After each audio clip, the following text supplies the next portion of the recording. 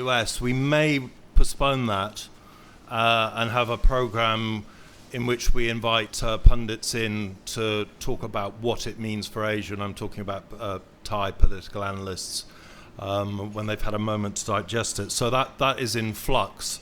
And for the following week, we had been planning to have a second showing of A Soul of the Nation, the BBC documentary from 1979 about King Bhumibol Adulyadej, which we showed last week, and got a very good response, and more people would like to see it. So anyway, just watch the bulletin. Things are in flux, and we will respond to these extraordinary events. And so to this evening, if I could invite my panelists to join me. I think, like everybody else, we're fairly stunned by what has occurred. And as we are rather, as we predicted in the bulletin, the pollsters have got things wrong lately. Well, they've got it spectacularly wrong this time. And I'm not sure how well balanced our panel is in view of who the president-elect is. But anyway, what we're going to do is crack ahead. We're going to have our panelists speak. I'm going to introduce them in a second. We have a microphone not set up in the middle of the room. Maybe Jonathan can deal with that. And the idea is that everybody chips in and we have a good rollicking discussion about what's just started to go down, because this is going to be a long and involved story. Anyway, we have a very distinguished panel this evening, as usual. We have Phil Robertson, who is the chair of Democrats Abroad. He also holds another position connected to human rights, which he doesn't want discussed, because this evening he is talking as the chairman of Democrats Abroad. We have Matthew Hays, who similarly is speaking in an independent capacity. He's the country director, however, of International Republic Institute, and he covers Thailand and Malaysia for them, and he's been around here since 2015. He's been in the region since 2013 as a program director for Thailand, Malaysia, East Timor, and Vietnam. And previously he worked as a legislative aide for Congressman Dan Burton, who's a Republican. We have Phil Sherwell, a journalist, very distinguished foreign correspondent. He was the longest serving foreign correspondent for the Daily Telegraph in the UK, London, until they had a bloodbath and got rid of him. He now works for Newsweek and the Sunday Times, also of London. And we welcome back Sam Zafiri, the Asia Director for the International Commission of Jurists, who's covered human rights in this part of the world for the past 2 decades, from Afghanistan to the Philippines. And Sam was born in Iran and grew up in the US, so he's going to have some very interesting observations on what's changed there. Now, I thought this evening we'd kick off with Philip, because Philip, as a working journalist, has covered elections in the US way back to 2008. Was that the first one? Yeah, 2004. 2004. So he can give us a rundown on what these elections are like and why he feels this particular one was actually something quite extraordinary and different. Philip. Thanks. Able to hear me? Yeah. So yes, I had, before I came back to Thailand last year, I'd been in the States for 11 years. So I covered three presidential elections, 2004, 2008, 2012, and actually the start of this one as well in the primaries. I was plunged straight in 2004, which was Bush-Kerry. I'd come from England, or Britain, where we have these short little election campaigns, and they tend to be sort of rather understated, and all is done in 6 weeks. America is an 18-month sort of carnival of starting with caucuses on pig farms in Iowa, where local farmers gather to knock around the merits of candidates and sort of line up in the corner of the room to sort of indicate who they're voting for, all the way through to the extravaganzas of the conventions, as you know, the gladiatorial debates. But there's all this showbiz. But 2004, when Bush just pulled it out by winning Iowa against Kerry, and 2008 were also these high points of sort of data, of Karl Rove in 2004 had identified, for example, these voters in the exurbs of Ohio. Now, I heard of suburbs coming from where I come from, but exurbs are these areas further out where the urban sprawl just reaches. And there were these voters who kind of weren't being identified, these pockets of key sort of swing soccer moms. And he sort of spotted them as potentials for Bush to pick up on, and they proved absolutely crucial. Then we had 2008, where Obama's people sort of managed to dovetail the great visions of Obama, you know, the hope and audacity of hope, with this very minute sort of understanding of how the primary and caucus system worked to sort of to undermine Hillary and who was the presumed candidate. 2012 was a bit of a damp squib as an election. To be honest, it was kind of clear that Obama was going to win, and he won. And so I think we'd all been in love with this sort of idea that data was key, that, you know, you had all this, as I say, all this showbiz and all this fun of the fair, but you had these absolute key sort of data points, and you had these get out the vote teams, and it all sort of came down to this sort of granular detail behind the scene with geniuses like Karl Rove or David Plouffe or David Axelrod. And so what's so fascinating about this election is how, and I know we're going to return to the issue of polling, but is how we were caught out. I think the pundit class, the media class, the pollsters, I covered the start of the 2016 campaign, and indeed one of my final battles with the Telegraph when I was in America was persuading them to take Donald Trump as a primary candidate seriously. They just wanted to treat him as a bit of a joke, and I was, you know, arguing with them that actually no, the Republican base has been very disaffected after 2008 and 2012. The Tea Party sort of radicals had felt that they'd been railroaded into taking a mainstream Republican, and this time round they weren't going to stand for that, and they wanted someone from the outside, and they wanted someone who was anti-establishment. But like everybody, so I kind of got that bit right. I did identify him as a serious primary candidate. I thought for the same reason of demographics that he really wouldn't be able to cut it in the general election. I haven't been there, but I really thought that a combination of the sort of the minority vote, the female vote, the remain, you know, as far as young voters turn out, the young vote would mean that he was unelectable at a general election stage. So I got that bit completely wrong, along with many other people. Right, we'll come back to the poll issue later, but Matthew, what are your observations as a kick-off?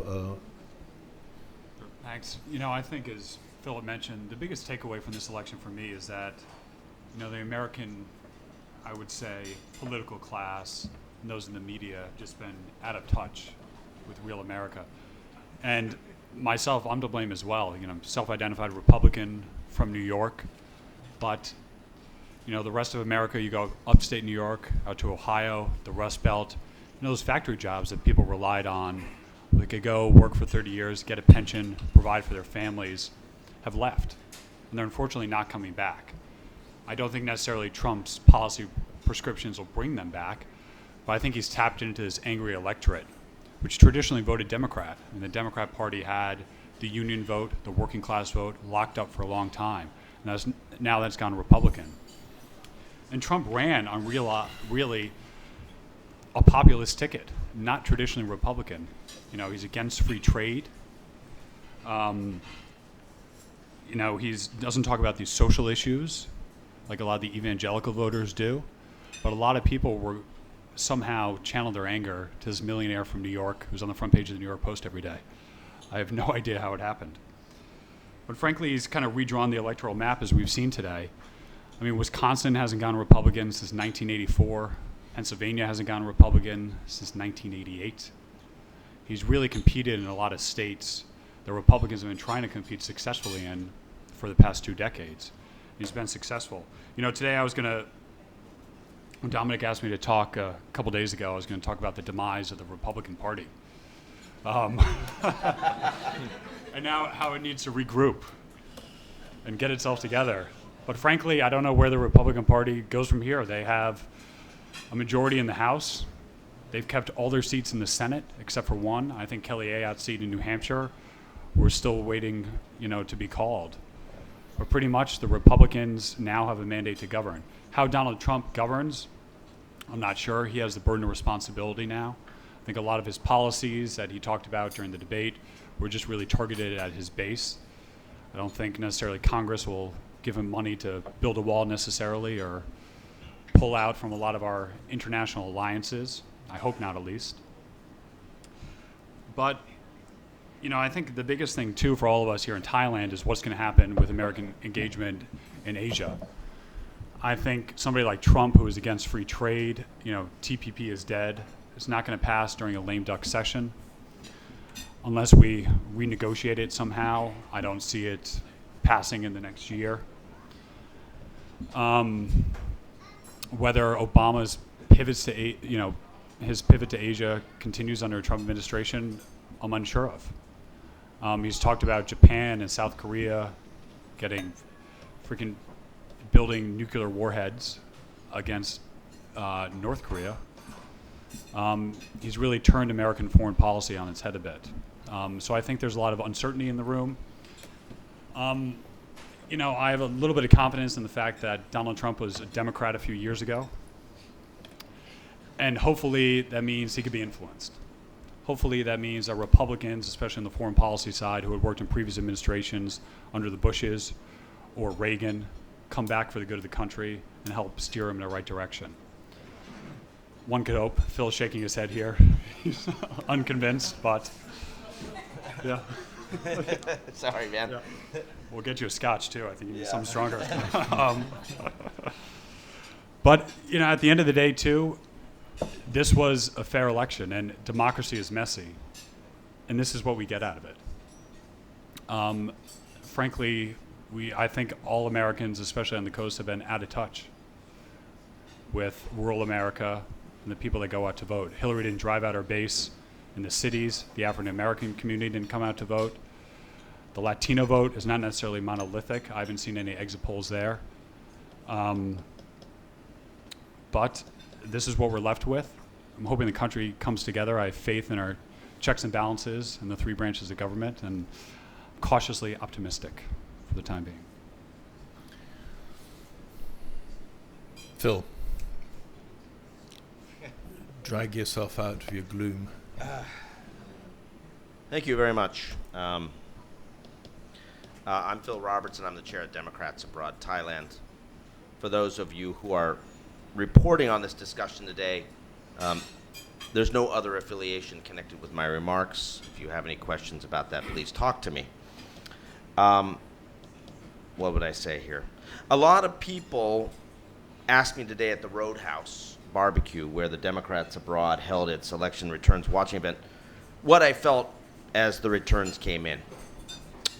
And of course, I portrayed a sense that Hillary Clinton and the Democratic ticket would find a way through to victory. And I actually believed that for a long, long while.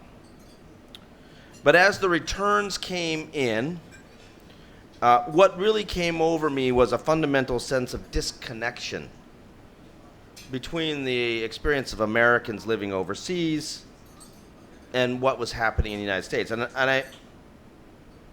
I think like lemmings off a cliff, too many Americans were listening to the Pied Piper falsehoods of Donald Trump. And they went off the cliff, and so did we. And at the moment, I feel like we're still in free fall, wondering what the impact is going to feel like when we hit the rocks below. So before saying anything more, let me get a few caveats out of the way. Democrats Abroad Thailand respects the voice of the American people. We respect the decision that they have made. The democratic process is valuable, and a peaceful transition of power is important. Working within the system of American democracy is vitally important, and will continue to do so. And however disappointed we feel, I would say that we recognize the legitimacy of this outcome, as you mentioned. That said, it's hard to know where to start when confronting what is an unmitigated disaster. And make no mistake that is precisely what the USA and the global community is facing. I said what I found myself saying towards the end of the day at the Roadhouse was, we hope for the best and we prepare for the worst. And let me also be clear that I think people are deluding themselves if they think Trump was sincere when he was saying in his short acceptance speech that he was going to respect and represent all Americans. My response to that is bollocks. This is a victory of paranoid, insular, insecure, and predominantly white America. This is a victory of the forces of reaction, recoiling against globalization and change, and the growing ethnic and cultural diversity of America. And I think that this is nothing less than the starting process of a shredding of Obama policies and legacy.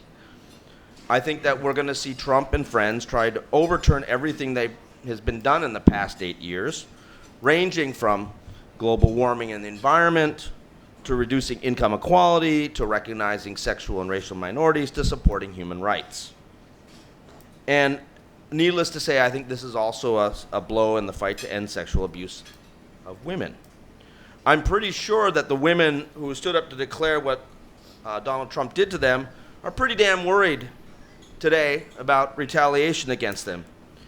And lawsuit-happy Donald doesn't usually disappoint when he thinks he's been wronged. We could talk about a whole bunch of different issues. Health assurance for Americans, or Obamacare, will be on the block right from the start. One wonders how Trump and the Republicans are going to explain to people being treated for pre-existing conditions that they are no longer covered. Maybe it'll be along the lines of, you don't mind going out of sight around the corner and dying, do you? On the issue of same-sex marriage, this is very personal to me. What will this mean for my sister and her wife, who've been married over 15 years with 2 adopted children, when Trump and the conservatives try to undo same-sex marriage through the Supreme Court? Here in Thailand, I mean, the United States is one of the largest recipients of refugees around the world. The United States is the primary recipient of Rohingya refugees who came out on the boats in 2015, when we were all fascinated and appalled by what was happening to those people in the camps and on those boats. Do you think the Rohingya refugees are going to be able to find a place in Trump's America? I don't think so. And I'm quite concerned, to be honest. What's going to happen when Trump sets the dogs after the undocumented migrants in the United States? It's not going to just be people who are undocumented, but it's also going to be honest documented migrants who are going to be tarred with the same brush. We're in the same communities, Latinos, Asians, and others who will get swept up. I'm quite concerned that we're going to have, the DHS immigration squads going after people left and right. And the media is going to face a major problem too. Donald Trump said very clearly that he thinks that the First Amendment of the Constitution is a problem, and that he thinks that the media is too free. What we saw in time and time at his rallies was intimidation of the media. What is this going to mean for freedom of the press in the United States? Tax benefits for the 1% who didn't support him, wait for it. Trade wars with China, wait for it. Reintroducing waterboarding and torture, wait for it, it's coming. On foreign policy, I've been in Thailand here for about 20 years. My late grandmother, bless her soul, was never quite clear about where I was living. I'd go back and visit her and she'd say, "How is everything in Taiwan?" I can see the Donald making the same mistake. What does he know about Thailand? Or ASEAN? Or Southeast Asia? I mean, Hillary Rodham Clinton traveled to all 10 ASEAN countries. I mean, she not only knows where Brunei is, she's actually been there. For Donald, a foreign country doesn't apparently exist unless there's a Trump property there. Perhaps Trump Towers Nana will put Thailand on the map for him. Trump and Billy Bush could say whatever they want about grabbing whatever they want at Trump Towers Nana, and no one would say anything. I'm surprised Donald hasn't made that investment yet. As for human rights issues in foreign policy, let's look at what the various foreign leaders who have come out and say they support President Trump. We got Prime Minister Hun Sen from Cambodia, President Rodrigo Duterte from the Philippines, and of course, none other than the young general Kim Jong-un from North Korea. And of course, let's not leave out Vladimir Putin either. And for civil society, the mad monk of Burma, Wirathu of the Mabatha, thinks Trump is wonderful as well. I think that the world has just gotten a lot more insecure, more dangerous, more insular, and more unstable. So when people ask me how I feel, I have to respond that more than anything, I feel a profound sense of despair and disappointment that my country has contributed to that. So, on behalf of Democrats abroad, let me extend my profound apologies and great sorrow for the short-sighted, parochial, and ignorant attitude of far too many fellow American citizens who voted for Trump. We thought this nightmare was over when George W. Bush was finally sent off to Texas, but sadly, America has once again inflicted a profoundly flawed and dangerous leader on the world that we're going to have to deal with for the next 4 years. We, of course, US Democrats will fight as a loyal opposition, try to stop whatever of the wrong-headed policies that a President Trump will bring, and I expect we'll be calling on friends around the world to try to help us. So thank you, and God help us.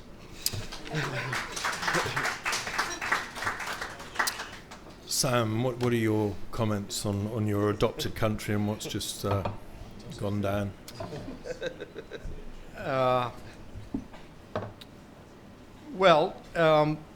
What are my comments on the failure of the U.S. electorate to select a highly professional and proficient woman, and for the glass ceiling to hold as I sit on a panel just of men? I had signed a pledge not to appear on any manels. I am breaking that only because Hillary failed us. So, now, what can I say about this? It is on some basic issues. I'm sure we'll get into the politics. On some basic issues, I'm alarmed. This will be the first time where we will have the President, the Senate, the Congress, and the Supreme Court dominated purely by one party and by really what used to be fringe elements of that party. And I think that, therefore, the system of checks and balances that the U.S. Democracy was built on is genuinely being questioned. Literally, there hasn't been anything like this since 1928, I believe. And so it's good to look at a little bit of what history has shown. It's not the first time that we've had kind of a populist demagogue take over. Maybe I can offer some sense of peace in that the world continues.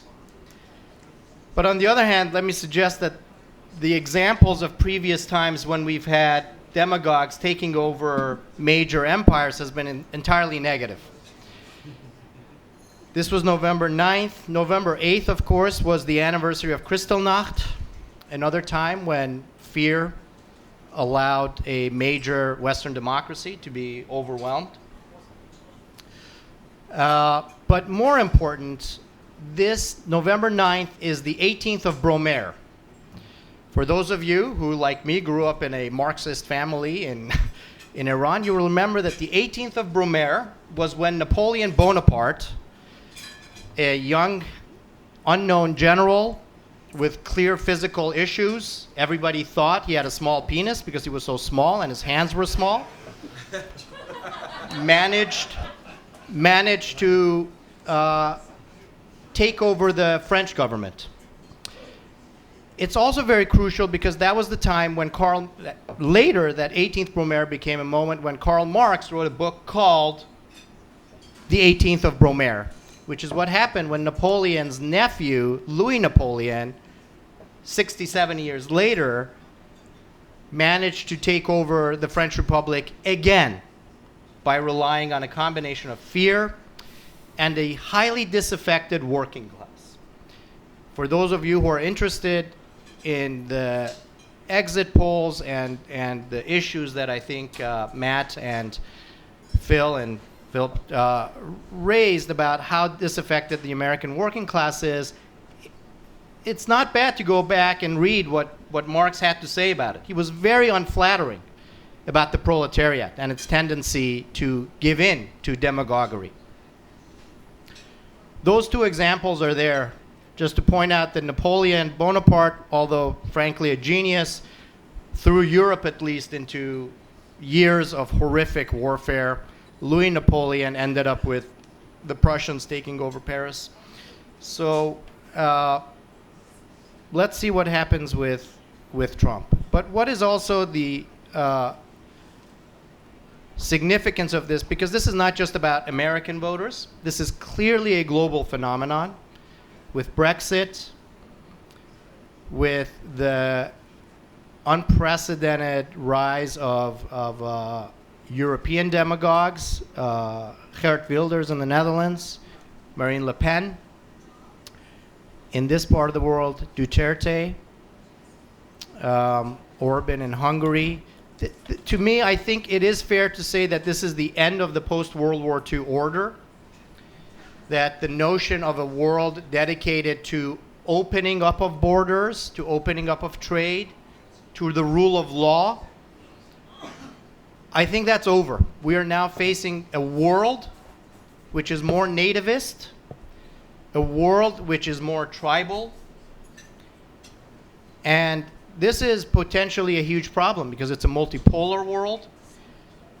Despite Donald Trump's talking about strengthening America, the few policy statements that we've seen from his camp are very alarming. They suggest internally contradictory or nonsensical statements. He wants to attack ISIS and its supporters, which means attacking Saudi Arabia, which means supporting the greatest enemies of ISIS, which are the Assad regime and the Iranians. But he hates the Iranians. He wants to rip up the nuclear deal. He wants a trade war with China. He wants a trade war with Mexico, which are respectively in the top 3 of American trade partners. So globally, we're looking at a very different world. And for a human rights person, what we've lost is even the comfort of hypocrisy. From Duterte to Trump, we now have people who openly boast about torture, about throwing out international law. It used to be that the Americans would at least talk about defending human rights, even if they were supporting and doing terrible things around the world. I think that's gone now. So we are looking at a very different world. I ultimately hope that in the US and around the world, the demographics, the movement of people, maybe even social media will suggest that the world will come together. I don't know. We're looking at a Security Council with Trump, Putin, Xi, Theresa May, and potentially Marine Le Pen. I want you to get your minds around that. These are not people who are going to step in to stop the slaughter of innocents. So, where does that leave us? We have to fight. We have to keep fighting with what we have.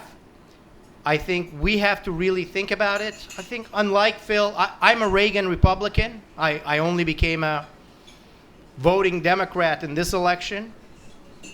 But it was clear that liberalism and globalization were not connecting with the voters. And whatever we think, whether they were lemmings or idiots or racist or sexist, we live in a system in which the voters matter. And I think we really need to look at how we engage with the voters. I think as a human rights lawyer, we'd gotten used to being able to just assert human rights. Discrimination is wrong. Sexual assault is wrong. Torture is wrong. But we now live in a world where I think that basic assertion is going to be challenged. It breaks my heart. Maybe the only really silver lining that I can think of right now is that it gets us a little bit out of the notion that we have to rely on America to defend human rights around the world.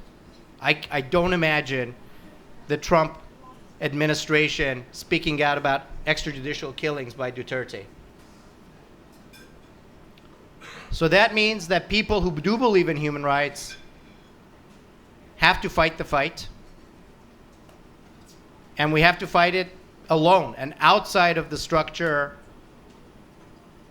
that we had relied on for so long, that we clearly didn't engage with, and that has now repudiated us. I don't think that this is the end of it. The world survived Napoleon Bonaparte and Louis Napoleon and even Kristallnacht, but it was a painful process. I hope we're smarter this time, but I think it really does mean that none of us can afford to sit on the sidelines anymore. We cannot simply await somebody else to come and do the right thing. I think we have to do it. We each have to fight. So I already lost Iran to an outbreak of well-meaning irrationality. I don't want to lose another country, and I don't want to lose another world. So we'll keep fighting, Dominique. Right, I want to go back to Matthew and just remind people that there's a microphone there, so just start queuing. But I want to go back to Matthew. You brought up, Sam brought up this issue of 1928, the alignment, Supreme Court, Congress, Senate. This hasn't happened for a long time. Part of what we've seen is a reaction to the political deadlock in Washington, complete dysfunctionality, two parties that don't do the job. Now, irrespective of what you think of Trump, there is an opportunity here to affect political change. Do you think that's going to happen? Bearing in mind that Trump is in many ways an independent and was condemned by many leading Republicans during his campaign. He is, and the burden is not only on his shoulders to unite the country, but he has to unite his own party as well. There are a lot of Republicans that aren't with Trump. Many House leaders, many leaders in the Senate as well. So they're going to be able to influence him and mold his agenda. The Democrats, the Republicans for the past 4 years that they've had a majority in the House have just been obstructionist. They haven't wanted to work with the Obama administration at all. They haven't put out policy prescriptions to tackle these major issues. And I hope the Democrats don't take the same tack, because as we've seen, people have become disenfranchised with Washington then. If both major parties can come to the table and reach some consensus. But I'd like to just, if I can, go back to Sam's point real quick, because you brought up some good points about foreign policy. The last great foreign policy president that the U.S. had was George H.W. Bush, with some experience. Clinton, George W. Bush, Obama, and now Trump come into office with zero foreign policy experience. And you talk about the need to protect human rights, and democracy, and the rule of law, which I'm a huge proponent of at our organization. That's our mission. But we've stood by the U.S. and watched massacres happen. Clinton stood by in Rwanda, Srebrenica, Syria now, the Congo, Darfur, South Sudan. So we haven't been this great country that has stood up to dictators and has inserted American troops when it needs to happen. And we bungled a lot of foreign policy issues around the world, and we're dealing with those consequences today, as we see in Syria and Iraq. So hopefully Trump has some advisors that help him out a bit. But certainly the point you brought up, Sam, with the Security Council and the UN is a huge concern. It's a huge concern, not only for the U.S., but certainly for the rest of the world. Right, Lindsay. Is it switched on?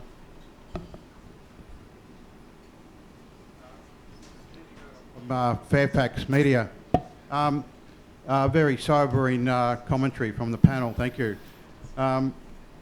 First of all, just two quick questions. How did everyone get it wrong? The pundits, the polls, how did it go wrong? And secondly, what's the view of the panel on, does the panel think that this will really encourage the region's authoritarian leaders and dictators to get away with, to think that they'll get away with human rights and other abuses with not basically nobody in Washington prepared to stand up and tackle them on it? All right, let's kick off with the authoritarians. Najib, very happy, keeps a picture of Trump on his desk. Hun Sen, keen. Thais are completely fed up with the Americans. What's going to happen? My view is that actually, yes. I mean, I think the authoritarians are expecting that the U.S. will pull back on human rights. I expect that even if the U.S. doesn't have a conscious decision to pull back on human rights, the U.S. is going to be so preoccupied with internal issues related to, like, sort of dealing with Obamacare or revising other domestic policies that it's going to have very little depth or intention to human rights issues. So I think that, you know, the tendencies that we have seen in the region already in the last years of the Obama administration towards increasingly abusive rule by a number of countries in Southeast Asia is now going to deepen. And I think that, unfortunately, there's no one really prepared to step up and play the role that the United States has sometimes played on human rights issues, where that they've been prepared to raise issues or raise concerns. I mean, Australia, forget about it. I mean, they basically have ejected human rights from their foreign policy at least 3 or 4 years ago. European Union, you know, and the other countries of like-minded, whether they be Canada or New Zealand or others, just don't have the heft to make governments think again about abusing human rights. So I think we're in for a very rough ride in the coming next couple of years in the region.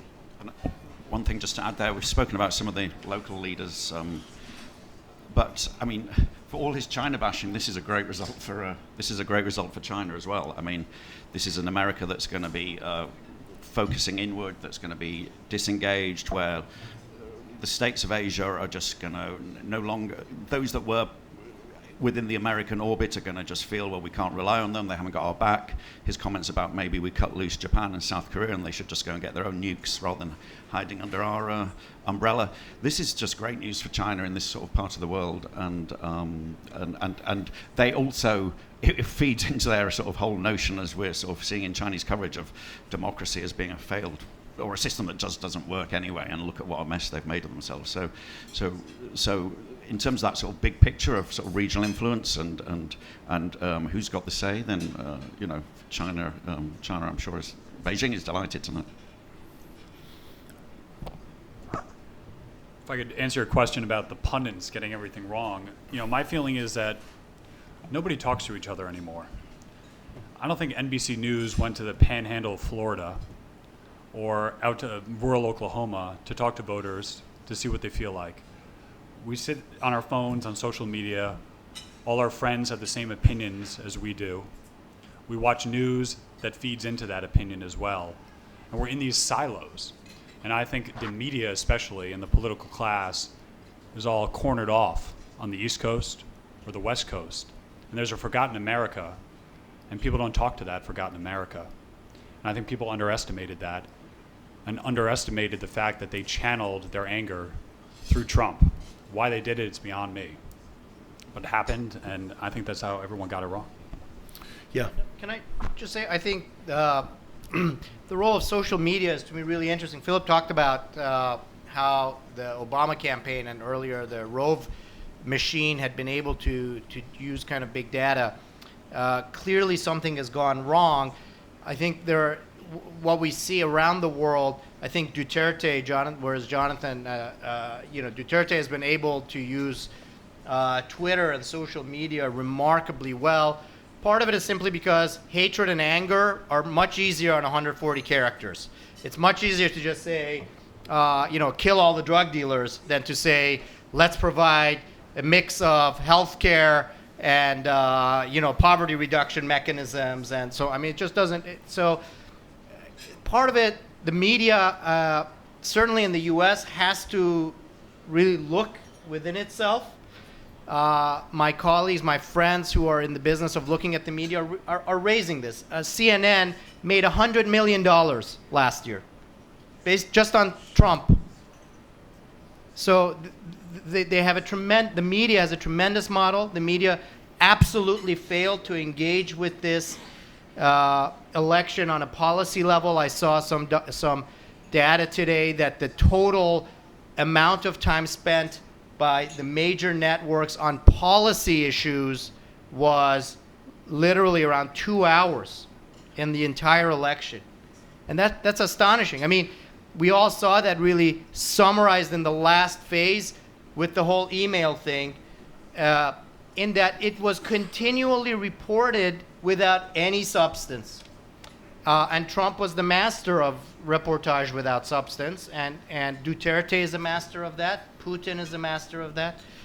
So I think we have to look at the world. We had developed rules around freedom of expression and free media, but we hadn't really developed how to deal with a platform like Facebook, like Twitter, like Instagram, that will instantly block you from putting on a picture of a breastfeeding mother because it shows the nipple, but will allow you to continue to tweet and spread absolute garbage. And the notion that Facebook can say, well, we're not a media organization, we're a social platform, I think requires rethinking. The world has not caught up with this model, and again, we see in this part of the world the ability of authoritarian governments to use it exceptionally well. And the human rights world and the progressives really have utterly failed to fight that fight. Before I take the question, I just want to go into the poll issue. We've been watching this election campaign for 18 months. We have wall-to-wall talking heads on CNN, facts and figures. It's all rubbish. It is completely incorrect. This was not predicted. What is the feeling of the panel about polling and the role it plays in the coverage that we get at the moment? The fact that policy is not discussed, numbers are discussed the whole time, and we've clearly wasted our time. Everything that we've watched has been incorrect. What does the panel feel about that? Can I follow up on that, since I was just saying that before? This is exactly it. The point about reporters not going to the panhandle. We had wall-to-wall coverage, and people showed in, but we've had media companies going bankrupt. There are far fewer journalists around the world. There are far fewer foreign correspondents. There are far fewer domestic correspondents. The domestic correspondents are reporting nonsense and bloviating. The development of the polling industry, again, it's not just the U.S., but we saw that with Brexit. We saw that with the peace accords in Colombia. Continually get it wrong. So again, there is something that we just haven't dealt with. We can't have a world in which we want everything for free. Yeah. We want our media for free, and then we're worried that nobody can pay journalists to go do journalism. Yeah. I mean, I would, every time I go to the United States, I go and I try to call my friends, and no one answers the phone. Call them on mobile phone, it rings and rings and rings. And then you send them a text and say, hey, it's Phil. How you doing? I'm back in the U.S. Oh, great, call me. And then they pick up the phone on the first ring. So, you see all these polls with like live calls, and, everybody I know monitors their phones, both mobile and landline. And if they don't know who's calling them, they don't pick it up because they think it's some sort of robocall trying to sell them something. So my question is like, who the hell are the pollsters talking to? Who are they talking to? I don't get it. I mean, where do they find these people? Is there like a certain group of people that always answer the phone and basically give their opinions? Well, I don't get it. But I mean, average American, and I think particularly a lot of these people who ended up supporting Trump fall into the category of like, if I don't know who's calling me, I'm not going to answer the phone. Damn it, I'm not going to bother with that. I don't want to be bothered by somebody calling me and asking me for money or trying to sell me something. Damn it. I mean, Or the polling organisations pre-select who they talk to, which is... I mean, the received wisdom used to be actually that the people who answered their phones were old white people sitting at home, and that the polls failed to pick up the minority vote and the young vote. This time round, old white people have voted overwhelmingly for Trump, and the polls didn't pick that up either. So there's there's very fundamental problems there. I have no inside knowledge on polling data, on how polling firms work, but the failure was so comprehensive that the exit polls, that's polls today, where the polling companies spoke to people who had voted and to compile information for the network so that they could use it when the polls closed, they got it completely wrong. They had Pennsylvania in their opinion in their exit polls based on people who left polling stations having been won by Hillary by 5%. So the polls are destroyed.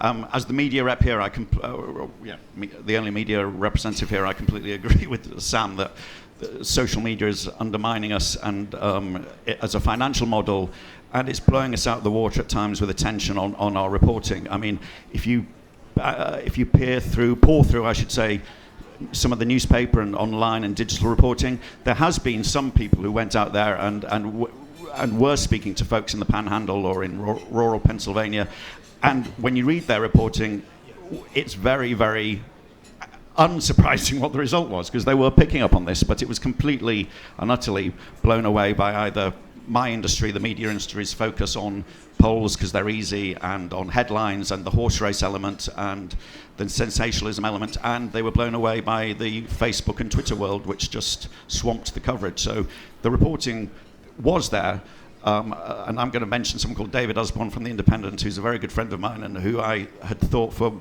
months had been over-egging the likelihood that Trump would win with his reporting from places like the I-4 corridor in Florida, etc. But it's swamped, and we really have a problem there of how we get that stuff out. In the 2008 election that saw Samak elected, the exit polls in Thailand, there were two that were 25% apart. I mean, it's staggering. So it's a chronic problem globally. Right, I hope you're a Trump supporter. Mark Harris, first of all, on polling, you're very wrong on what you're saying about polling. If you looked at all polls, long-term tracking polls have a plus or minus 3% error. If you looked at most of the tracking polls in the run-in, they were within that error margin. The LA USC tracking poll consistently showed Trump ahead. And one of the problems is that when people look at polls, whether it's candidates or journalists, they have a confirmation bias to confirm the good news that they want to see in the polls. Now, there were some wrong polls and there were some wrong polls on a statewide basis, but people, when you have the popular vote with less than 1% between it, a 3 plus or minus error means that polls are obviously going to not give you the exact result. They're only going to give you the exact result if there's a huge difference in the popular vote. But the LA Times poll was consistently showing Trump ahead, and they used the same polling method as the most successful polling in the last Obama campaign. That wasn't what I was going to ask my question about. Do you have a professional interest in polling? None whatsoever. I've been interested in psephology since I was a kid. But people say the polls are all wrong, and you hear it. It's like that phrase, the markets are in chaos. It's actually a journalistic shorthand for not looking at the facts a little bit more deeply. If you read Nate Silver's columns on polling and the different methodologies that are used, then you'll see that it's a little bit more complex than that. Well, but I know you've got another question, but the LA Times poll was the outlier. Now, and they also used a method that no other poll was using. They were going back to the same panel of people. Yeah, they're using the same 3,000 person panel. So we can, and as I say, I am really not a polling expert, so they got it, perhaps they got it right, but they were the outlier. The other polls were consistently, within 3%, sometimes higher, but they were all pointing, the weight of them were all predominantly, overwhelmingly in one direction. And also... The problem is you've got to...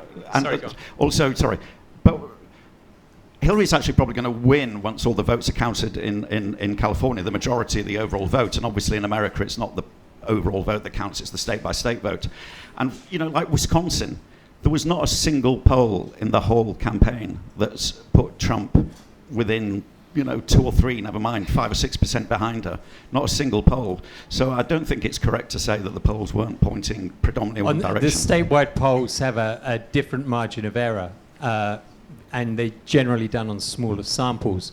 Also, you don't know whether especially given the FBI investigation, especially given the stories that were running into the campaign, whether the polling wasn't actually accurate 3 days before, but became inaccurate because of the news flow and people actually changing their mind in the polling booth. So, we could talk about polling all night, but that's not actually my question. Phil obviously seems to be very depressed, and some of his comments remind me of the famous journalist and editor of The Economist, Walter Bagehot, who talked about democracy and the bovine stupidity of the electorate. But I personally prefer to think of Ian Dury and the song he had, which was Reasons to be Cheerful. And I think there are some reasons to be cheerful for Trump's election. And the first one of those is that I think that the election of Trump's is the final nail in the coffin of the neocon foreign policy, which was very much the child of people like Dick Cheney, Donald Rumsfeld, and George W. Bush. Obama had kind of sidelined that policy with his red lines in Syria that when they were crossed, he didn't intervene. But it's pretty clear that once Jeb Bush and some other candidates were knocked down in the primaries, the only person still flying that neocon flag, talking about no-fly zones in Syria and all the dangers that incurred, was Hillary Clinton. And given what happened under George W. Bush and the 2 unnecessary wars in Afghanistan and Iraq, I think that that's something that we should welcome. Also on defense, one of the things Trump has said is that other NATO members should be paying into the alliance their full whack. And at the moment, only Britain, Latvia, Poland, and Greece actually contribute 2% of GDP to NATO. The rest of the NATO members sit under the American defensive umbrella without contributing to it. So those are just 2 points. One other thing on foreign policy experience, we know that there's been plenty of presidents who don't have foreign policy experience. Harry Truman's famous comment in 1946 when a particular crisis blew up with the Soviet Union over Poland was, everyone who knows about foreign policy is out. He was in the White House on his own at the weekend. Ronald Reagan was ridiculed for his knowledge of foreign policy, yet he was the person who, in Reykjavik, walked and negotiated with Gorbachev. And interesting talking about Reagan, because I remember in 1980 being at a meeting where people were very depressed about the election of Ronald Reagan. They ridiculed how America could have possibly elected a B-class actor who was even in a film with the chimpanzee, who knew nothing about foreign policy. How could this man possibly have been elected president? But of course, we know that Reagan's legacy was pretty different to what people thought it was going to be in 1980. Thanks. Thank you for that. Very good. Question? Can I comment on that? Yes. Sorry. Actually, the song I prefer, actually, as I was singing a little bit, was the Life of Brian sort of end song, sort of. Always look on the bright always side. look on the bright side of life, Yeah. Life's a piece of, if you Yeah. look at it, therefore. Yeah. Which we play at funerals. I mean, it's all very good, an idea that the NATO partners will pay more, and I think everybody would support that. But, at the same time, Trump is talking about significantly raising the amount of money that's going to be spent on defense while giving big tax cuts for the richest people in the United States. So, I mean, I guess, there is a Reagan legacy there that he's going to basically blow up the budget, and that's part of the problem. I mean, I don't know. My view is I prefer to have people have some degree of foreign affairs experience, and I don't. When I remember the Ronald Reagan foreign policy, I actually remember Iran-Contra, but that's just me. Okay, question.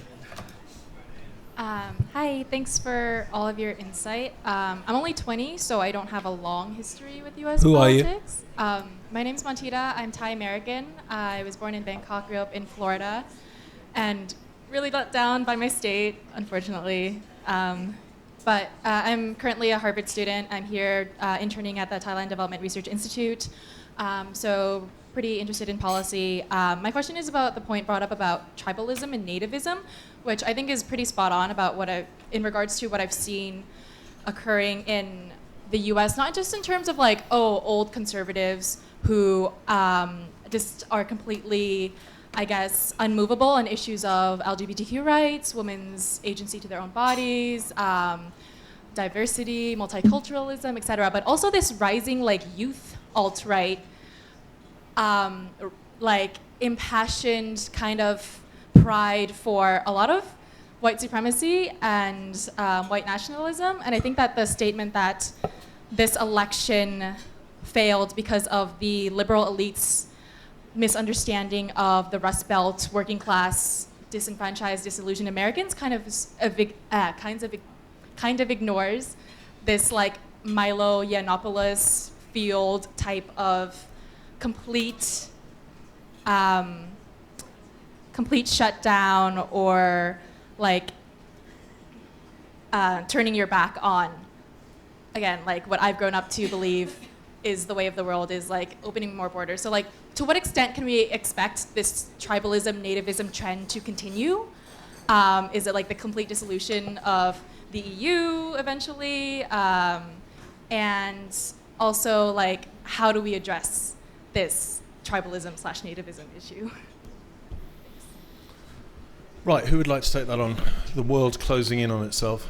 Well, I think there's a clear sense, whether you call it, neocons or neoliberalism, that this trend of globalization, that the concentration of wealth has provoked a backlash, and that backlash is nativist.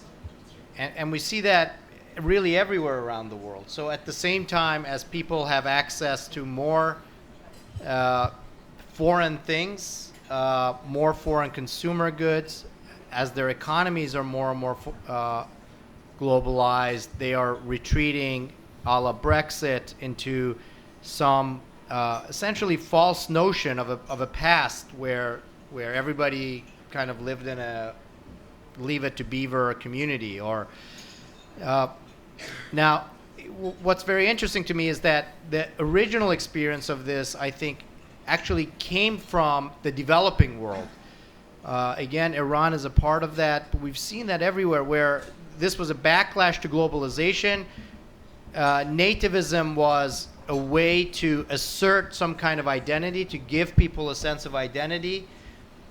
And now that's really starting to flood over the developed world too, under the same pressures, under some of the same basic inequities. The fact that the very wealthy got very wealthy. As a personal issue, I find it very difficult. I mean, the notion that white America, or people in America, were so disenfranchised, I mean, I get it, but it's also a little bit nonsensical. I mean, nobody in America had it as bad as people have it in the Philippines on a regular basis. And so this, to me, it really frankly comes down to just racism, Hillary was a bad candidate at this moment, in a moment where the world is in an anti-establishment mood. The Democrats ran the most establishment candidate from a dynasty that you could find, and a bad candidate to boot. So I think nativism is going to be a huge problem for us because, as I said, I think people will talk about it will wash into jingoism. I don't agree at all with the sense that it's better for NATO to pay in or that the neocon strategies are gone. A multipolar world of multiple nativist, jingoist countries is a recipe for warfare. And this is very much the end of the Pax Americana, very much the end of that umbrella. I know there's a lot of kind of reflexive left-wing support for that, but beware the world without Pax Americana. Beware the multipolar world. Beware the world in which Japan and Korea have nuclear weapons and will establish regional alliances to fight against China. Because the U.S. will engage with the South China Sea in one way, but a local alliance that's nuclear armed works in another way. And just as an example of that, in microcosm is South Asia, where we have India and Pakistan as nuclear powers, both of them effectively engaging in irrational policies that have resulted in horrific human rights violations on both sides of the border. And I think that's what we're going to see with this rise of nativism. And that's why I said we actually have to push back against that, to me, repudiated notion that somehow the defeat of Pax Americana will mean peace. Maybe it will mean down, but as I said, again, historically, these moments of multipolarity have been tremendously violent, and it's only after horrific damage has been done to the world that people will learn the lesson. And I really hope we're smarter than that. Matthew? Can I just add one or two things? I mean, part of the issue of the nativism is the fact that we have a increasingly global world where you have global travel, you have global internet, you have global information. I mean, I've always maintained that the biggest human rights issue of the 21st century is going to be migration. And the idea that people from one part of the world can move to another part of the world and then have demands that their rights be respected in those places. And I think that part of this is a reaction to that. I mean, I think that we're ultimately moving to a multicultural world, ultimately a multinational world, probably in some point down the line. But, you know, at the end of the day, there is this reaction against people, others coming from other parts of the world to the United States. And, you know, I mean, let's look at, like, the way that Trump was vilifying the Somali refugees in Minnesota just a couple days ago, pointing it out. You know, there's a major group of Somalis who live in the United States who have been resettled as refugees. Many of them are I mean, the vast majority of them, frankly, you know, are patriotic Americans. But at the end of the day, because there are one or two cases where people joined Al-Shabaab, you know, he's saying that the whole group is terrorist. So, I mean, that's one problem. And the other issue, and I would agree with Sam, you know, if the U.S. pulls back in terms of its alliances with like, for instance, Japan, you know, everywhere I go, when I go to different parts of the region, and I talk to Japanese diplomats about trying to get them to do something on human rights, their immediate response is, what will that mean in terms of our relations with the host government that you're talking about, and what is that host government doing with China? There is an undeclared Cold War going on between Japan and China all over this region. And the only thing that is keeping that on a sort of a quiet side is because the U.S. is involved. If the U.S. pulls back, they're not going to be so constrained. And, you know, people think, oh, Japan, you know, they have self-defense forces. Their naval self-defense forces are the fourth largest navy in the world. So, you know, let's not kid ourselves here about what we're talking about. You know, the United States, when it engages in the region, engages in a way that keeps a status quo that is not warlike. And I mean, if Trump wants to pull that back, well, I mean, there are going to be consequences, and people are going to act on self-interest, and that means South Korea, that means Japan, and others are going to do things. Vietnam. So. Quickly. I would say just real quickly on the nativism, I think it's unfortunately here to stay. I think it really goes back to the economy. As James Carville said in '92, it's the economy, stupid. Household incomes have been stagnant for the past 20 years. We're still reeling from the effects of the Great Recession. College costs $50,000, $60,000 a year. Wages are not rising. When people are struggling every day to put food on their table, to put their kids through school, unfortunately, they look for someone to blame. And this was an election on the Washington class. It was a repudiation of the Washington class. And unfortunately, as I agree with my panelists here, there are some racial undertones to that. When people feel threatened, when their livelihoods feel threatened, when their neighborhoods change, they unfortunately lash out at immigrant populations. My grandfather came from Italy. He was beat up by the Irish kids. I'm sure when my Irish ancestors came, they were beat up by the German kids. People are fearful of other people coming into their neighborhood, but until the economy improves and gets better for the average working Joe, and they can feel secure in their household income, I think unfortunately nativism is going to be a thing of the president in the future in the U.S. Just before we take the question, going back to Phil's point, this idea of the Americans pulling out, we have Duterte snubbing his nose at the Americans, saying, we want to cozy up. At the moment, the US is keen to stay engaged with the Philippines. They've ramped up their defense agreements in the last 18 months. Do you think this idea that Trump has about making people pay their way for their own defense, Nixon doctrine sort of reinvented, do you think that's going to happen? And suddenly Duterte is going to find that he doesn't have the negotiating position that he did have, the leverage with Beijing? Speculative. No, I think it's a terrible idea. And in this way, in an alliance in which everybody is paying their way, in that way that I think Trump has in mind, which is a very crude business model, is an alliance in which the Philippines will then say, or every ally will say, well, this is what we want as the cost of us paying our way. Like I said, that's a multipolar world. I think some people have called it a G0 world, where suddenly you have multiple countries with their own very, very short-term self-interest. Just in this region, the way it will play out is bewildering to me, because you have multiple countries that are already reaching out to China. The U.S. says it doesn't want a Pacific Partnership. Great. But China wants a regional trade agreement. And so by Trump pulling out, that's not the end of regional agreements. That just hands everything over to China.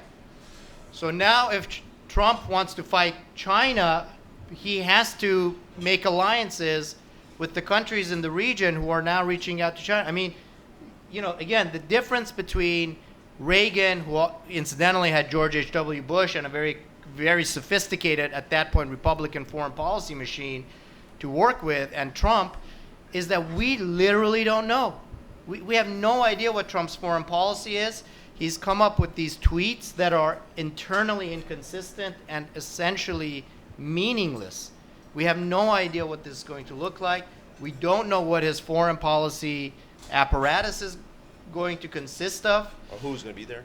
Pity the U.S. State Department folks who have to live with this regime. So I think what's going to happen is multiple countries, post-Brexit UK, that are going to really focus on their commercial interests and not on long-term strategic, and certainly not on human rights interests. And again, that is the pre-World War I model. And when you have Russia struggling and China rising, multiple regional powers, India trying to compete, just the flashpoints increase. So, I think we don't know what the Trump model is, and what we know of it is the end of the post-World War II model and the end of coherence. I think we're entering an era of absolute incoherence. Right. Question. Can I just add one quick thing to that? Which is that I think that foreign aid is going to be something that is going to be targeted under a Trump administration. And that, we can't necessarily assume that, if they say, okay, we need to spend this much money to send this much money to the Philippines to be able to have a presence there, that people are going to say in the White House, well, that's a good investment. We don't have any information about how he thinks even about foreign aid. But foreign aid's not a big deal out of the US these days. It hasn't been for a long time. Foreign aid accounts for 0.5% of the federal budget. But there's been continuing research and focus groups that basically people believe that foreign aid is much, much larger. When you talk to people about how much foreign aid does the U.S. give around the world, often people are saying 15 to 20% of the budget, even though it's a tiny amount. There's these huge misperceptions about how much aid the United States gives in the world. And, the University of Maryland has done some incredible reports on this. And, it's appalling. So they're going to find out it's piffling. It doesn't make any difference. Well, no, they're just going to say, well, we don't need to do that. Let's stop that. Right, Sam, and then I'll get your question. Just quickly, in terms of the removal of Pax Americana, even kind of these forward bases, if the Philippines doesn't pay for it, if the Japanese don't pay for it, if the Koreans don't pay for it, well, the presence of those forces has been a deterrent because we know that if China or Russia killed one American soldier, it would trigger this alliance and it would trigger a response.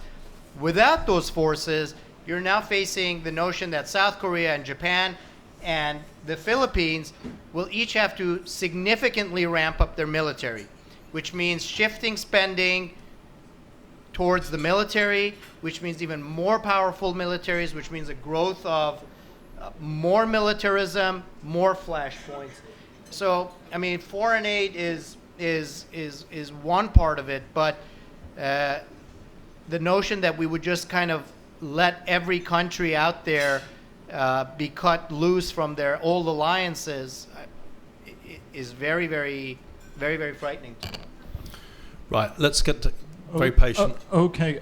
First, just a quick comment. I wish I could share this view of American foreign policy as benign. I don't think it is. I don't think it ever has been, and that explains the mess that the world is in.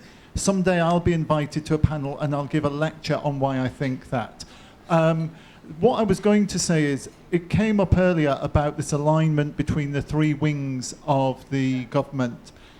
I find it quite incredible. You all seem to imply that the election of one man who is unstable, we all know that, can actually destroy the American government from the inside. Is it better Leninist than Margaret Thatcher, if that's true? So is it a perfect storm? No, it's not the perfect storm. I think people are freaking out, to tell you the truth. Obama came in, and he was going to fundamentally change America. And look at his legislation in the past couple of years. He hasn't been able to move anything through Congress, and that's a fault of the Republicans, as well as a fault of the administration. So even though the Republicans control three branches of government, does not mean Trump's policies are going to be implemented. You still have checks and balances. You still have the enduring presence of the Constitution, which will outlast 4 or 8 years of Trump. So I'm very optimistic that America will be fine in the next 4 years, and our institutions will function as they always have. My only source of optimism is that basically Trump can't focus on any one thing for any long period of time, and that basically he won't be able to get anything done. I want to say that I have never argued that American foreign policy is benign. I've spent a lot of my life documenting how malign it can be. But the opposite of that, which is what we're getting from Trump, is not a good foreign policy. The opposite of it is a worse foreign policy. And I think that's the point that I'm making, is that under Trump, whatever malignity we've seen from the U.S. is going to increase, and we're going to lose even some of the benign aspects and stabilizing aspects that we're going to have. This issue of the failure of American institutions is a real one. We had a situation where the legislature refused to put in place the president's choice for a Supreme Court justice. That's unprecedented. So I actually don't share, I'm not sure if it's a perfect storm, but I think we've really seen the vulnerability of American institutions. Gerrymandering has increased. This election, we saw tremendous interference with the franchise in terms of who would get to vote. And what used to control these or restrict these was some sense of decency. And we've lost that a little bit. I mean, there was an unspoken, I don't know, maybe it was a spoken contract that people would say, this is what we're going to do, and that's not what we're going to do, and some things are sayable and some things are not sayable. I think Trump has really exploded all that and taken advantage of it. And so I am genuinely worried about American institutions because they are, I'm not sure how robust they are. Question. Sorry, Yes. chipping in. Quick, just quick. On the quickly, yeah, the Supreme Court has been mentioned a couple of times here. Just, I mean, I'm sure most of you are aware of this, but at the moment it's a 4-4 split. As Sam said, the Obama nominee to fill the remaining place there has been blocked for a year. Trump will not have that problem. He will get his nominee through because the House and the Senate are controlled by the Republicans. And Ruth Bader Ginsburg is a very old woman who is not very well and who could well die within the next 4 years or have to step down because of health. So that's going to be another Republican nominee. So you're going to have a long-term, multi-generational Republican-led, dominated Supreme Court. And that brings into question all these decisions like Roe versus Wade over abortion, whole swathe of the fundamentals that underpin American society now could be revisited. So it's not that Trump has in fact, perhaps the problem is he hasn't got the attention span, and others will have. And so it's not just Trump; it's the fact that you have single-party control for at least 4 years, and you have long-term single-party domination of the Supreme Court. Obama has had to rule by executive order on any decrees that you've actually seen, any decisions you've seen made under the American government in the last 4 to 6 years have been Obama signing through executive orders in the face of opposition from the legislature on things like climate change and on financial benefits for same-sex families. All those could be torn up and rewritten and just with one stroke of the pen by Trump. So the fact that you have single-party control of the three forms of government is really, really an important change to the way America is going to be ruled for the next few years. Yeah, I mean, and if you have, like, for instance, I mean, I think about the damage where you basically have an effective agreement where same-sex marriage is now recognized by law, and literally hundreds of thousands of same-sex couples have registered their marriage. If 2 or 3 years down the line that is overturned and all those marriages are nullified, think about the kind of disruption we're going to see in American society. I think a lot of this is the uncertainty of Trump. He's made favorable statements towards the LGBT community. He was pro-choice a few years ago. And Obama had a supermajority in Congress for the first 2 years he came to office. And nobody was saying this is the undoing of American democracy, necessarily. So I think the institutions will continue to function. I think a lot of these laws are jurisprudence now. And, I think it's my hope that it's a lot of fear-mongering. And things will function as they usually do. But call me an optimist. You've been very patient. Sure. Thank you. Just last week, I have a chance to speak with a professor. Sorry, who are you? Just quickly identify. My name is Cham, and I am the Bernie Sanders supporter. And just last week, I have a chance to speak with a leftist professor from Sweden, whose name I forgot. But he told me that it's too easy to brand Trump supporter as racist and sexist, but they have their own grievance, and it is actually the failure of the left to take care of their grief, so that they flock to Trump in mass. So the first question is, what do you think about that? And secondly, since Trump is a populist and he can connect with the working class, what will happen if the Democrat just had Bernie Sanders instead, because he also is a populist on the left side and connect with the working class as well? Should it turn out better than this? Okay, thank you. Two questions. Volunteers? Well, I mean, I'll start that.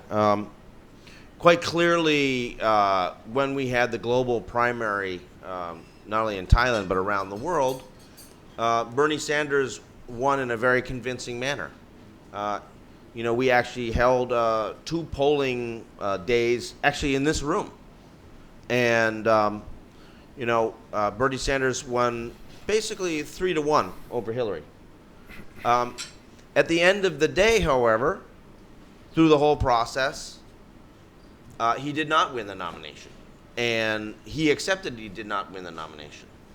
And that's what it was. We can debate about internal democratic processes and things like that. I think that there's a number of people who believe that he would have had a hard time in a general election as well, simply because he would have been smeared with a number of tags, including that he was a communist, by a unified Republican opposition. But who knows? At this point, having Bernie run as nominee and potential win as opposed to what happened here, I mean, sure, we can rewind. Why not? I mean, quite clearly, overseas Americans supported Bernie overwhelmingly. I think there's going to be a lot of speculation about whether Bernie could have won when Hillary couldn't. In some ways, he's sort of an independent, like Trump. I mean, he was not a member of the Democratic Party 2 years ago. And next year, he's going to leave the Democratic Party, he said, and go back to becoming, an independent. So, I don't know. It's one of these things that we can speculate about endlessly. I don't think he would have run necessarily better. I don't think he would have run worse, however, either. I think the question is what happens next. I mean, whatever happened with Bernie and Hillary, as I said, I think Hillary was a poor candidate, but she went through the process. But the question is now, what happens to the Democratic Party?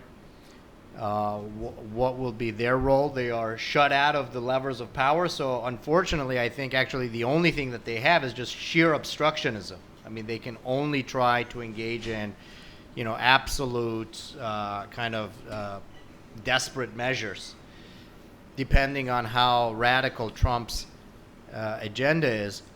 But clearly the Democratic Party has to see how it lost the Rust Belt white vote. They have to figure out how they're going to respond to those people. I think there's a sense of maybe, I don't know, it's not quite Schadenfreude, it's the Powell doctrine. The Republicans broke it, now they own it. Except that the famous use of that was in Iraq, and we saw what happened when the U.S. broke it. And it didn't really own it, and it left a god-awful mess. And so I do have a fear that Trump could do that to America. Because, you know what? Those jobs are not coming back. Those jobs are gone. The coal industry is not coming back. Rural Pennsylvania and Wisconsin are not going to have robust economies. So what will Trump say to those people? Play along with me. One of the things that Trump did even recently was when the attack on Mosul began. He said, they've literally timed this just so it would help them in the polls. To me, the danger of Trump and having complete control is that he is the kind of guy who would start a war just to distract people from the fact that those jobs are not coming back. So the question is, what will the Democrats do? Who's going to move forward? I don't know. I mean, Bernie is out of the picture. We've got a few candidates who are on the far left. We have a few centrist candidates. Whether the Republican Party will coalesce around the new Trump, the uncertainty, of course, is what's quite dangerous. And again, you don't want even if it's a multipolar world, you don't want your biggest poll to be racked with uncertainty and incoherence. So, and this is the problem. Both parties are being pulled to the extreme. I mean, can anyone find me a blue dog Democrat anymore or a liberal Republican? There's really nobody in the center anymore to reach any consensus, and that's really scary. Right, very patient question. Hello, I'm Andy Silver, a retired un-American. I always say I'm an American. Tonight, I feel especially un-American. But on the subject of Bernie Sanders that was just brought up, so sort of a footnote to what's happened. During the primaries on the news networks, I think 2 or 3 times I saw reference to polls where Sanders clearly defeated Trump, would clearly defeat Trump, but Hillary Clinton would not. And that was a footnote in those broadcasts, and it's kind of a footnote to the whole campaign. But I think from my looking at that, I think the number one villain in this piece to me is the Democratic National Committee and the Florida Congresswoman who led it, who made every effort they could to rig the primary elections against Bernie Sanders. And how did they get there? They got there because they were representing Wall Street. So that's where I'll leave it. I think Wall Street is the ultimate villain in the whole process. Wall Street. There's a sort of schizophrenic view of Hillary Clinton, crooked Hillary, a terrible candidate. She failed. We wouldn't be saying that if she'd been elected. She'd be the president-elect. Phil, you touted her as a Secretary of State, that she knew ASEAN, that she'd been to Brunei. I didn't hear a question. I didn't hear your question, I'm sorry. Did anybody else? I didn't follow your question. Did anybody else pick it up? Was it about? I don't think there was a question. It was a statement. I didn't hear the question. I'm very sorry. Sorry, we'll go back. Did anybody else hear the question? Am I the only one? You heard it. He was saying that he thought that the polls during the primary showed that Bernie Sanders would have defeated Trump. Right. But the Democratic National Committee under Deborah Wasserman Schultz manipulated, or he said rigged the system to guarantee Hillary would win. And in his view, that was done because the party had become basically a Wall Street party. Right. Okay, that's a very clear question. Thank you. Does anybody want to answer it? I think there's a couple things here. First of all, quite clearly, Debbie Wasserman Schultz and a number of people at the Democratic National Committee were removed from their positions and they were fired, basically. After they had done their crime. Well, at the end of the day, that's something that the Democratic National Committee is going to have to go back and look at along with the other Democrats. In a discussion about problems with polling, to cite 1 or 2 polls where, it looked like Bernie Sanders is going to do better against Trump than Hillary would do against Trump during the primary season when, in fact, we didn't even have nominees in either party, I think is, neither here nor there. We can argue it to the end of the day whether Bernie Sanders or Hillary Clinton would have been the better nominee. But I tend to agree with Sam that at this point, neither of them, neither of them are going to be the president. And now we have to look at who's going to be next and how does the Democratic Party deal with the fact that you have a president, a Senate and a House, and at least one vacancy and probably 2 vacancies in the first 2 years of a Trump presidency at the Supreme Court. I guess at the end of the day, my plea would be, instead of fighting over Bernie versus Hillary in the primary thing, we'd actually now realize that we have to look forward rather than backwards. Does anybody want to?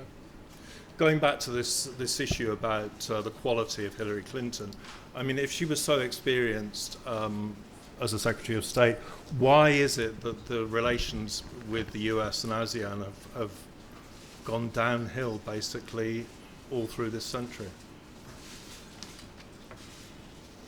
She was one of the key players, obviously. Well, I think actually, if you look at the period of time where there's been problems, particularly with Hun Sen, with Duterte, with Najib. This has all been since really 2012. I mean, so what you're looking at is a situation where it's Obama's second term. I mean, I think that the bigger issue is that I think Hillary was quite experienced, and I think she was quite capable of being a very good president. But clearly, as Sam has pointed out, there are dynasty issues, and you know, she was perceived by a wide swath of the electorate as being a creature of Washington. And at the end of the day, this was a sort of anti-Washington election. And indeed, from the previous questioner's point, a creature of Washington and a creature of Wall Street. I mean, at a time when both those are very unpopular institutions or entities in the States. I mean, I would say we saw the same thing in 2008. I mean, John McCain was like Hillary, one of the more impressive candidates ever to run for office. But he lost to a little-known senator from Illinois who only had served 2 years in the United States Senate. Before that was a state senator. And again, that was an election against George W. Bush and against Washington. So I think we're kind of seeing the same thing. Right, question. Thank you. Jessica Marsh with the Thomson Reuters Foundation. Despite the shortcomings, I think in many ways we have a very qualified and competent woman who lost to a very unqualified and unsuitable man. So I'd like to ask the panel what your views are on gender in this election and the result. Well, with embarrassment, I'm being on the mantle. I think just looking at the numbers, it's a little bit hard for me to tell whether the basket of deplorables was more racist or more sexist. It's a tough call. It's a combination of both. I think we can't, you know, the racial polarity in this election, at least from what I could see in the last few hours, was significant. And racism seemed to have trumped, if I excuse the pun, sexism, insofar as we saw, I think, 50-some% of white women ended up voting for Trump. And I think 66% of white men. And that's the vote that the Latinos ultimately didn't show up. If anything, the idea of a Latino surge probably ended up galvanizing some of Trump's core constituency. African Americans didn't quite show up. So the white vote, and it wasn't just the poor disenfranchised white vote, actually, ended up going to a manifestly unqualified candidate. I honestly, you know, for all of Hillary's shortcomings, I don't understand how anyone, and again, somebody with Republican sympathies, how any Republican could support Trump, because he absolutely repudiates the Constitution, the notion of free trade, the notion of principled foreign policy.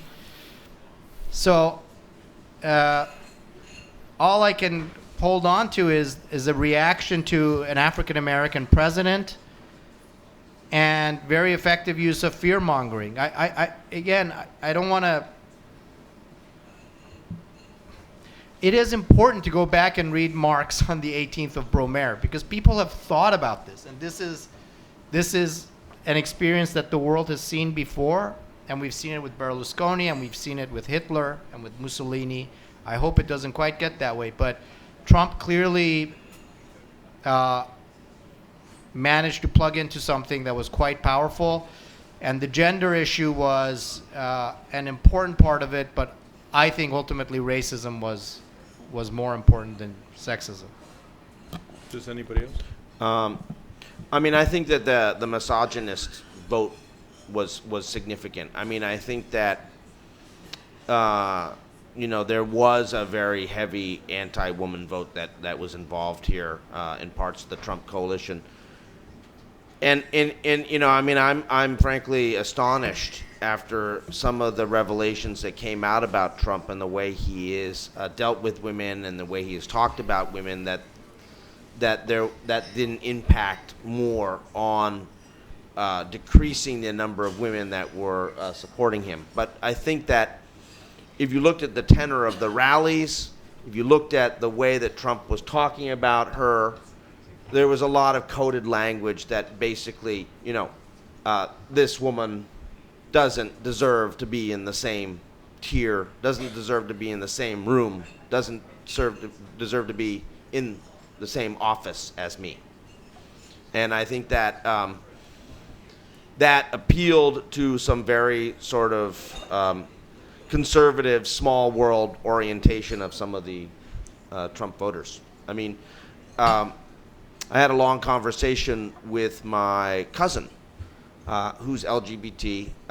Her partner is from Eastern Connecticut.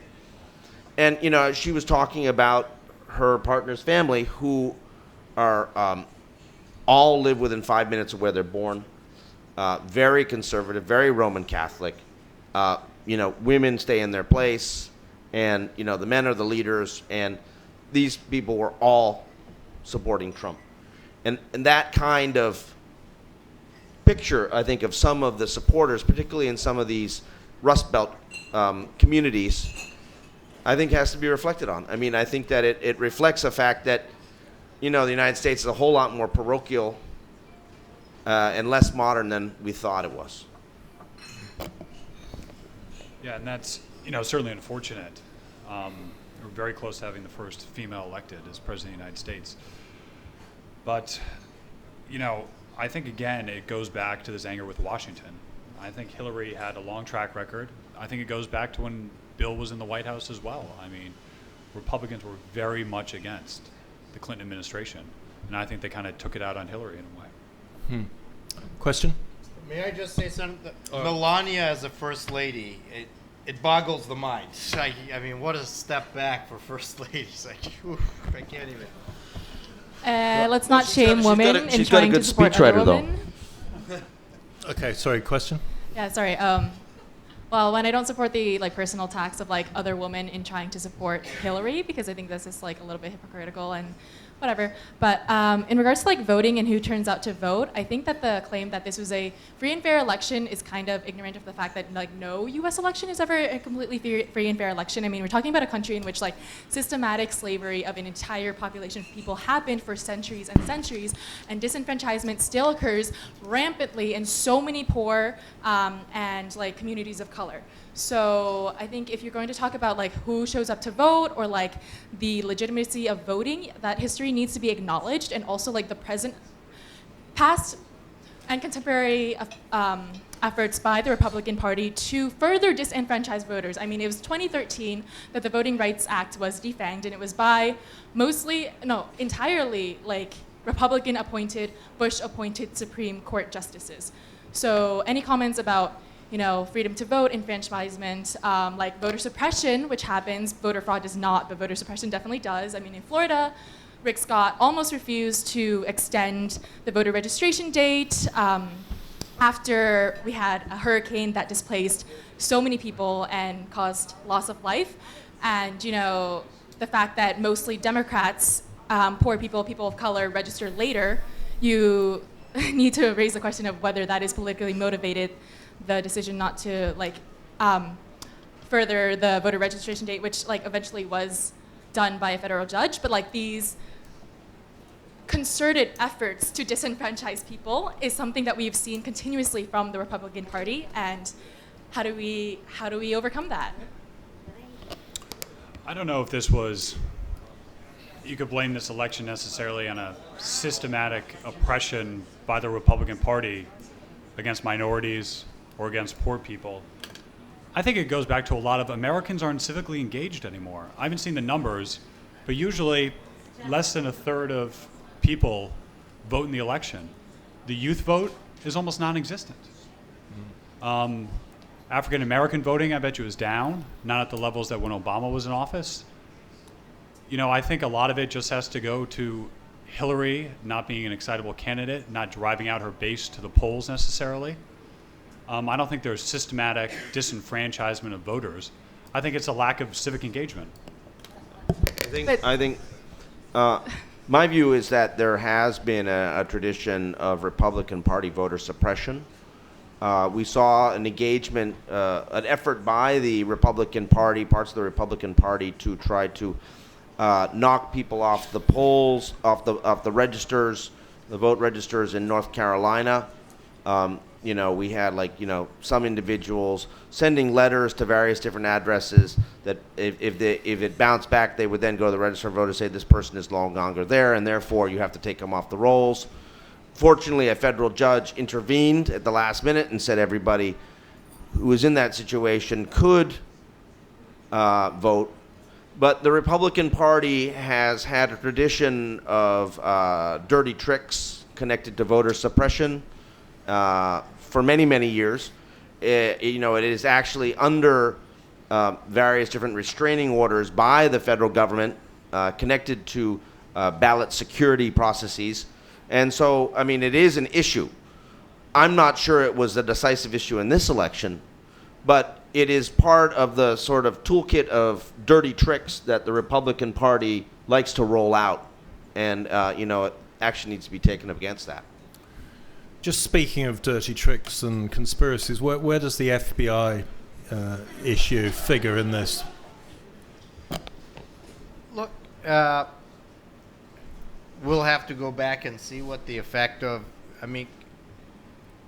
Comey's letter, and again, this goes to this issue of the robustness of American institutions, and to some extent my concern, was unprecedented. There's questions about whether it was legal or not, but it was a very unusual interference in the electoral process by a federal agency. And this is the kind of thing that we have seen, we're familiar with in other parts of the world. In America, the dirty tricks usually were done by the parties. The Democrats famously ran horrifically dirty elections, Chicago predominantly.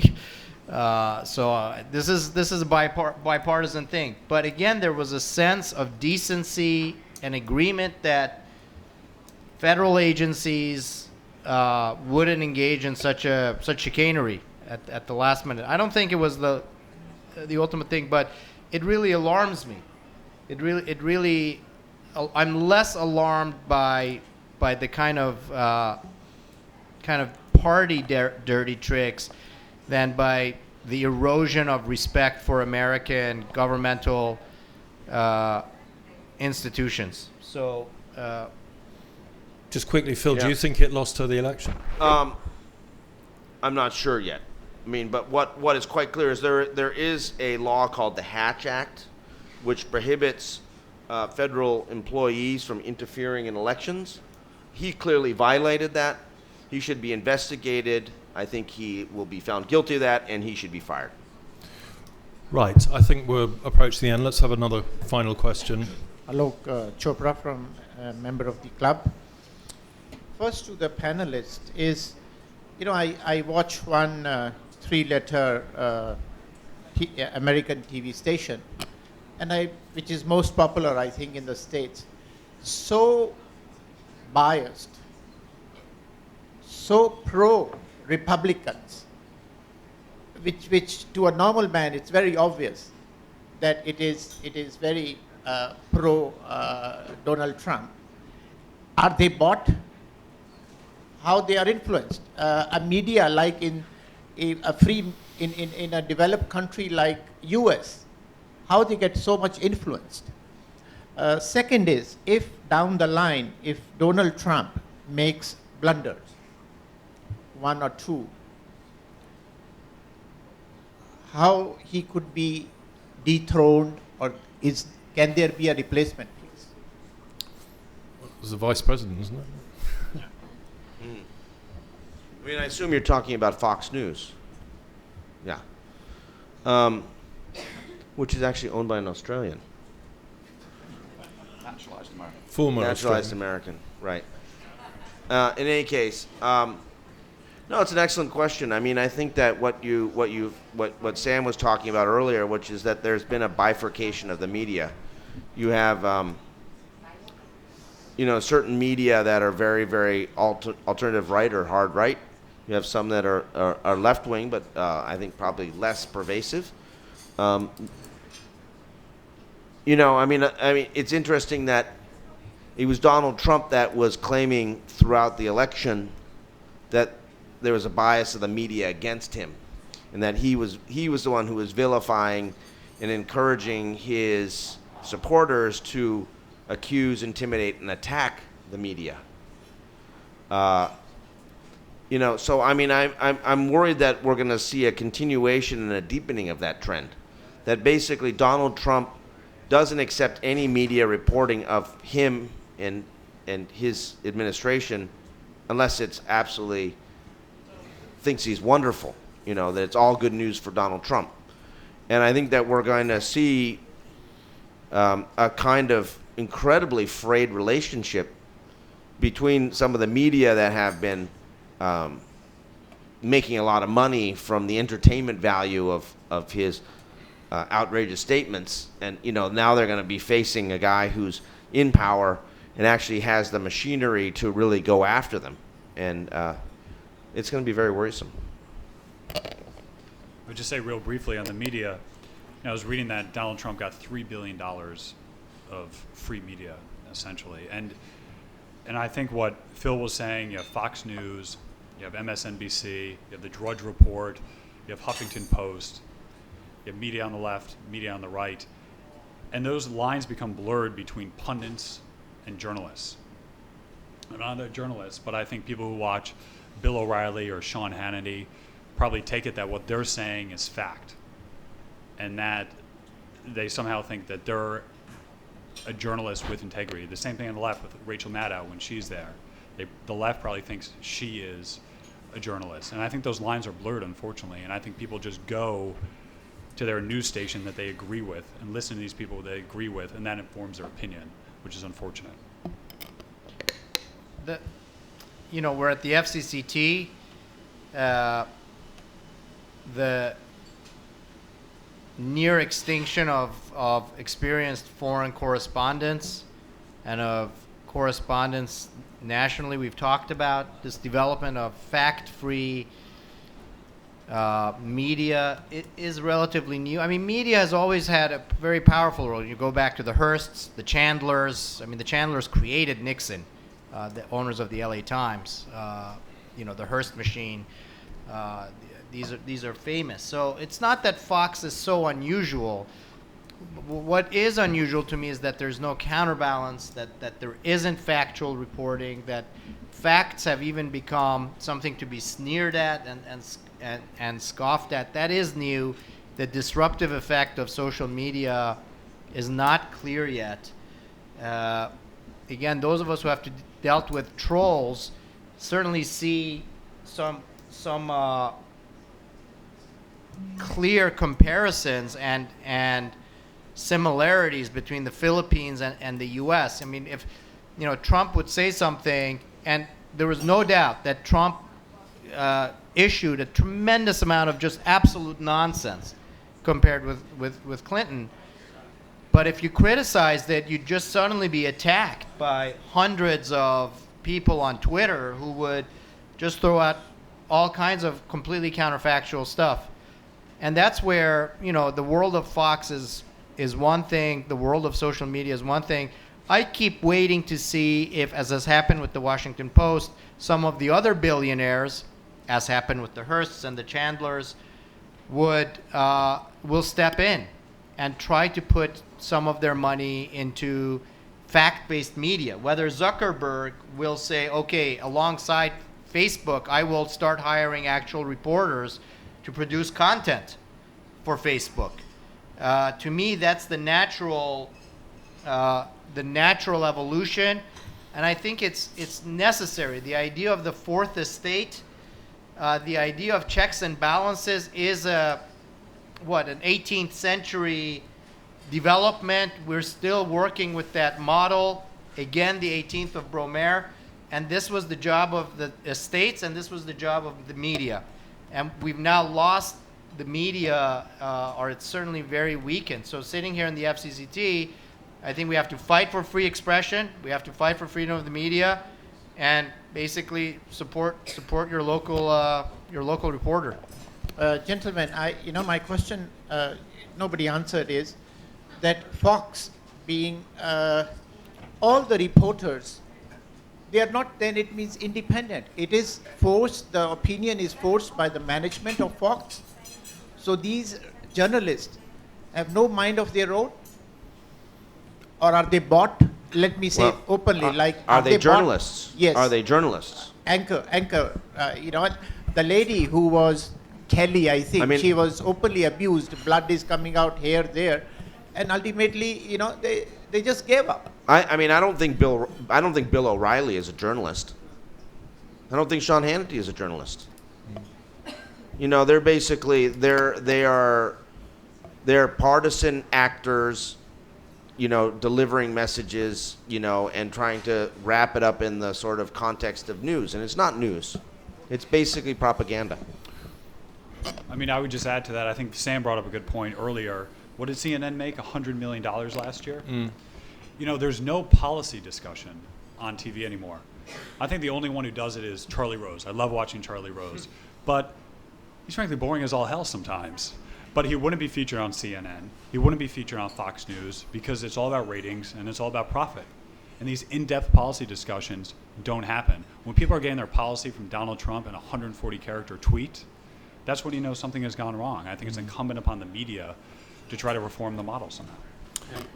Twitter in the U.S. context has become basically a 140-character insult delivery device. Yeah, it's vicious. Yeah, as you actually say at the moment, Trump is quite good in getting the message out in 140 characters. Because of that, I actually don't really know what the Republican Party thinks about foreign policy. Could you shed a light on that, and whether you think that that's the same as the plans of Trump, whatever he has said in the past? And if he has different ideas than what the Republican Party wants, do you think there might be some internal struggle that actually they want to limit the influence of Trump or get him to go in line? And the other thing is, there have been quite a lot of complaints about sexual harassment about Trump in the last couple of months. Do you know whether a president-elect can still be charged for any criminal acts up to the moment he's elected, or even after that? Because I can imagine that that's something that might come up in the coming months. Sam, can you quickly answer the second question, because you'd know? I'm not quite sure. It's a little unprecedented. Donald Trump has in the next month a hearing on a alleged rape of a 13-year-old and a hearing on massive fraud on Trump University. That will go on. I literally don't know. It's just a common criminal complaint, so conceivably it could go on, but normally this kind of stuff would lead to congressional action and impeachment and everything, and that's just off the table. So to be absolutely honest with you, we're again in uncharted. We've never had somebody enter office with ongoing, just basic criminal investigations against them. Then, Matthew, we've gone over whether or not Trump has a coherent foreign policy. Does the Republican Party have anything better to offer? I think this idea of a Republican Party civil war will still continue, even with a Trump victory. I think there are forces, especially on the foreign policy side. You see people like a John McCain, a Lindsey Graham, who very much believe in free trade, American engagement, strong alliances. And then you have the really right wing of the party, who believes in kind of retreating, putting up walls, not promoting democracy and human rights. So I think that's going to still be a struggle in a Trump presidency, no matter what happens. Right, well, we're getting some noise at the back of the bar, so I'm going to wrap it up.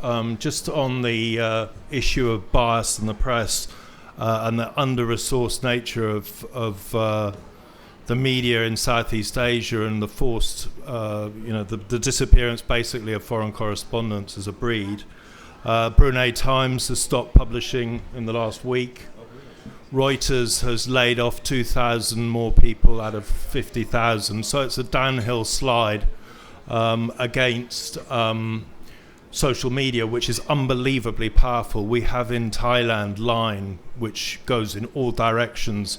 It has 33 million people communicating.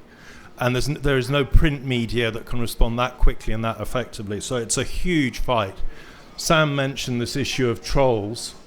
The FCCT is being trolled, as some of you may be aware, including one of our correspondents, Jonathan Head, who had a very unpleasant experience when a troll suggested that he be harassed in public. And we responded with complaints directly to Facebook that this should not be happening. And we were told that that was not harassment. So this is how irresponsible social media is. We have many battles ahead. If the press is to make a comeback, it has to find a business model that it can survive on. And so far, it's been pretty elusive. And I've seen a number of publications just go down. So anyway, that was just on something that came out that should be noted, since we are in the Foreign Correspondents Club.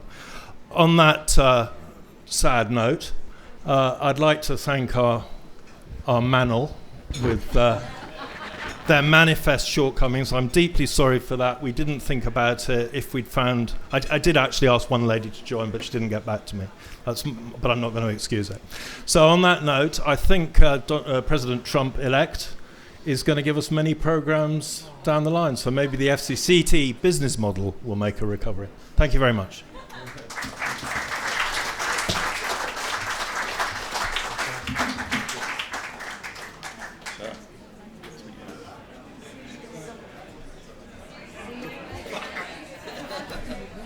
Was that left of the screen? Yeah. Fuck. I think we got.